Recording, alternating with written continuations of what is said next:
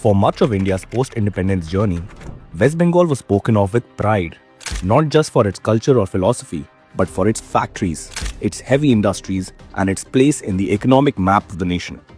Yet today, in conversation after conversation, one hears the same question: what happened to Bengal? How does a state with fertile mines, strategic ports, and a legacy of industrial achievement find itself trailing others in economic dynamism?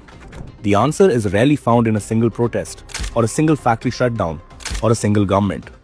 It lies instead in a chain of political choices and economic priorities that gradually made investment uncertain, manufacturing difficult, and long-term planning risky. The roots of the story stretch back to the long years of communist rule. The Left Front, which governed West Bengal uninterrupted from 1977 to 2011, presided over an era marked by aggressive trade unionism, frequent strikes, and a climate in which private industry often found itself negotiating not just with governments but with political organizations embedded on the factory floor. By the 1990s, as liberalization transformed India's economy, Bengal struggled to keep pace, even as states like Gujarat, Maharashtra, and Tamil Nadu repositioned themselves as investment destinations. To its credit, the left leadership under Buddhadev Bhattacharjee did attempt a late course correction in the early 2000s. The government actively courted industrial investment, and one of the most ambitious efforts in that direction was the decision to bring Tata Motors' Nano project to Singur.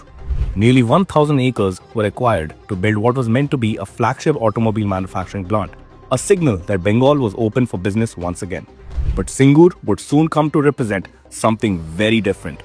The land acquisition triggered protests, and these protests quickly acquired a political edge when Mamata Banerjee, then in opposition, took up the cause and led sustained agitations against the project. Demonstrations intensified, clashes became frequent, and the atmosphere around the factory grew increasingly hostile. By October 2008, with construction nearly complete and trial production underway, Tata Motors announced that it was pulling out of Singur, citing an inability to operate amid persistent unrest. What followed remains one of the most consequential industrial relocations in recent Indian history. The Nano project was shifted to Sanand in Gujarat, where land was allotted swiftly, approvals were fast-tracked, and political backing was unequivocal.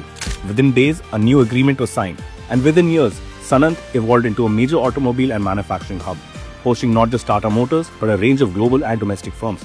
It is worth pausing here and asking an uncomfortable question. If Singur and Sanand were separated by geography alone, would their economic destinies have diverged so sharply? Or was it the political climate, stability versus agitation, continuity versus confrontation that made all the difference? By the time Mamata Banerjee came to power in 2011, the Singur episode had already sent a message across corporate India. Yet, rather than reversing that perception decisively, the years that followed often reinforced it.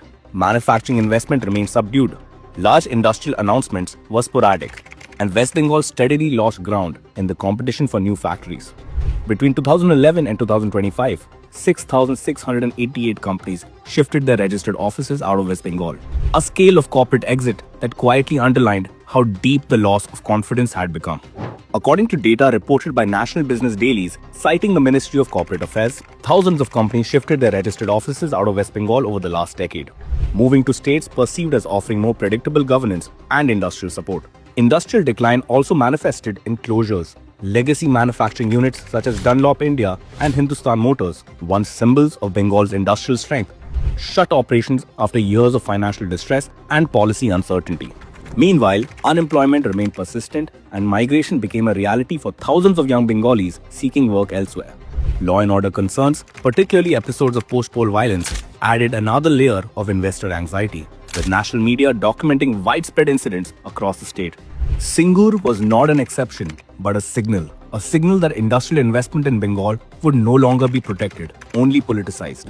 And the cost of that warning continues to be paid by Bengal's youth boarding trains to Gujarat, Maharashtra, Karnataka, by families split across states, by graduates lowering their expectations, by a generation told to adjust instead of advance. Singur was the moment Bengal told industry to leave. The years since have been about ordinary Bengalis living with the consequences of that choice every single day.